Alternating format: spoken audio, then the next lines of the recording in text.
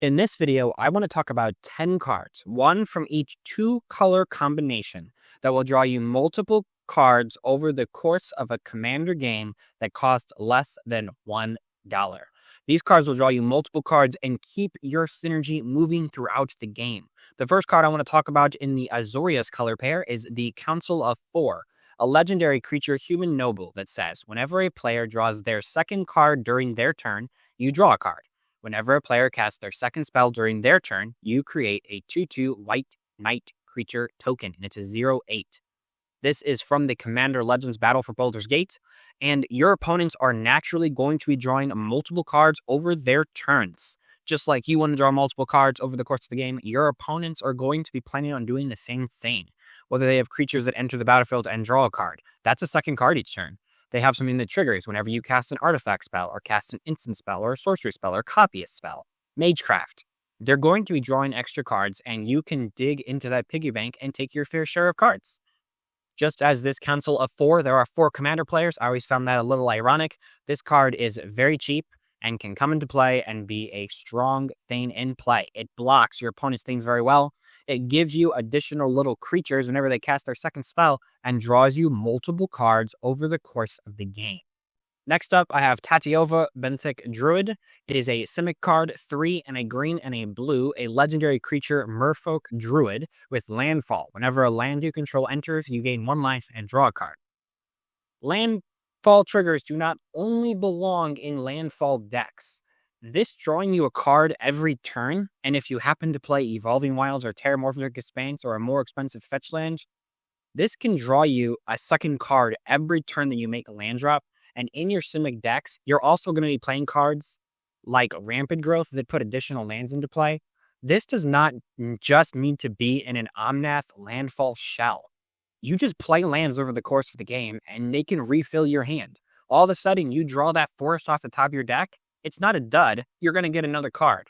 It might be another basic land, but it also might be a card that gets you back in the game and continues your game plan.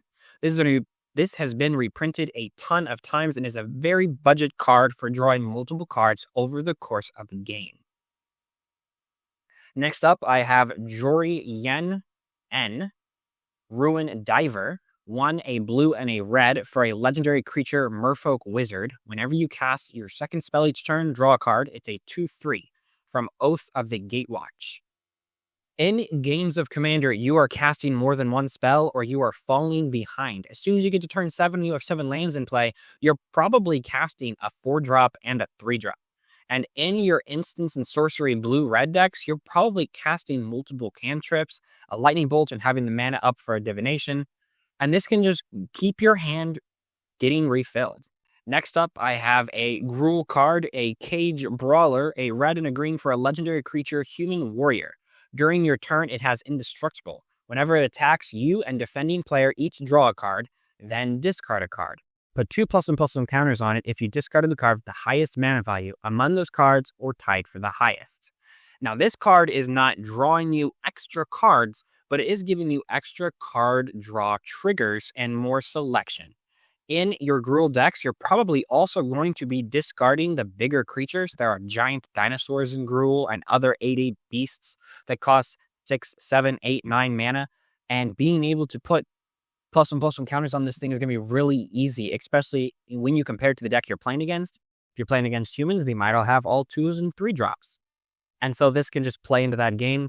Having additional card selection is really good in these kind of decks because most likely if you're playing red and green, you're having a lot of lands come into play.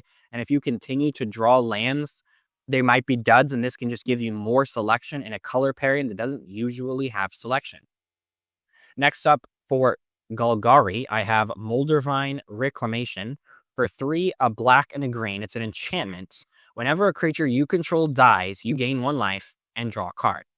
Over the course of the game, your creatures are just going to die.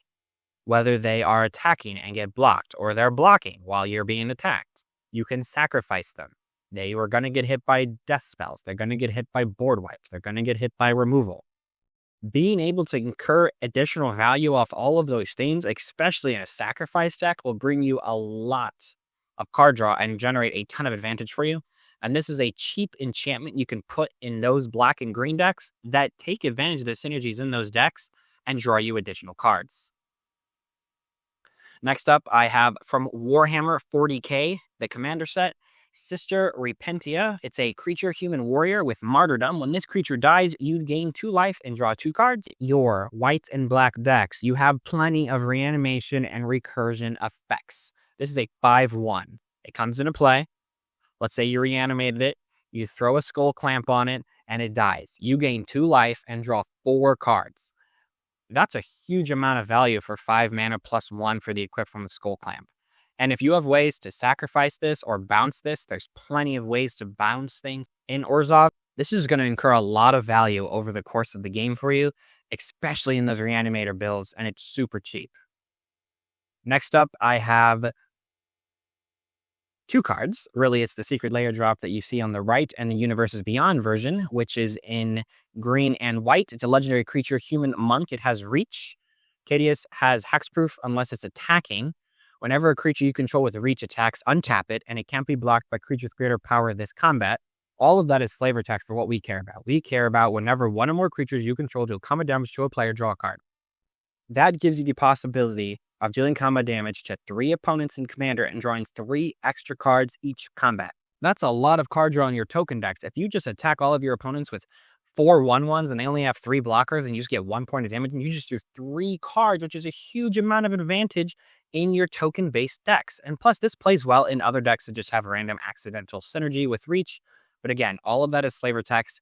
We can draw a lot of cards over the course of the game, and we can negotiate with our opponents. Be like, oh, I'll attack you for 1, so I can draw a card, and you can attack me to get your attack trigger. And that just adds more politics into the game and gives you a political card you can even play in the first place. For Boros, I have Paladin Elizabeth Taggarty from Fallout. It's a legendary creature, human knight. Whenever it and at least 2 other creatures attack, draw a card. Then you may play a creature card. You may put a creature card with mana value X or less from your hand onto the battlefield, tap and attack, and where X is power. At a bare minimum, if you attack with 3 creatures, you draw a card. Then you can accidentally put it into play if it's cheap like its power. Just drawing cards off of attack triggers, which are super easy to copy nowadays, and you can get extra turn spells, extra combat phases, which can give you more card draw, will just continue to draw you cards. And if you're playing a low-to-the-ground Boros deck, it can also stick it into play attacking. That is a lot of value for a 3-mana 3/2 that can find a home in a lot of Boros decks, and plus a lot of white, red, green Naya decks that are token-based decks. You're going to accidentally attack with 2 or other creatures a lot of times, but Battalion is really not a hard cost. And so this can generate a lot of value over the course of your combats. For Dimir, I have Intimidation Campaign, an uncommon from Outlaws of Thunder Junction. It's an enchantment that says, when this enchantment enters, each opponent loses 1 life, and you gain 1 life, and you draw a card. Whenever you commit a crime, you may return this enchantment to its owner's hand. Targeting opponents, anything they control, and or cards in their graveyard is a crime. If you're playing Dimir, you're going to be committing crimes accidentally. Committing crimes is not something that only happened in the Outlaws of Thunder Junction limited format. We commit crimes in Magic without ever realizing it, and this can just continue to give you a couple life triggers and draw you multiple cards over the course of the game, especially if you have effects in play that give all of your spells flash, which is very easy to do when you're playing blue. You can just commit crimes, target them, make them discard, target their creatures, exile things from their graveyards, and then anytime you have 3 mana, just put it back into play and draw another card. This can create a lot of value for you over the course of the game, especially if you're trying to double spell. This can be a 3-mana double spell that always happens if your first spell commits a crime. There's also a lot of activated abilities on blue and black creatures that target your opponent's things, put // counters on them, destroy tapped creatures, and you can just commit a lot of crimes without ever realizing it. Next up, I have the Predator Captain from Commander 2019 Greven. For 3 and a Rakdos, that's a black and a red, a legendary creature, Phyrexian Human Warrior. It's a 5/5 with Menace. It gets +X+0, actually amount of life you've lost this turn. Whenever it attacks, you may sacrifice another creature. If you do, draw cards equal to that creature's power, and you lose life equal to that creature's toughness. Your Rakdos decks are probably going to want to be sacrificing things. That's already something that your deck is aiming to do. Then this is just a good card in that deck and can draw you multiple cards equal to that creature's power. Losing a life is not really that important. It's a resource you can use, and especially in black decks, they trade life for all kinds of things. Losing life, drawing cards, sacrificing creatures, getting things in the graveyard so you can reanimate them, and getting your game plan moving. This is a great way to do it, a cheap way to do it that can draw you multiple cards over the course of the game. Which of these 10 cards was your favorite? You let me know your thoughts in the comments below.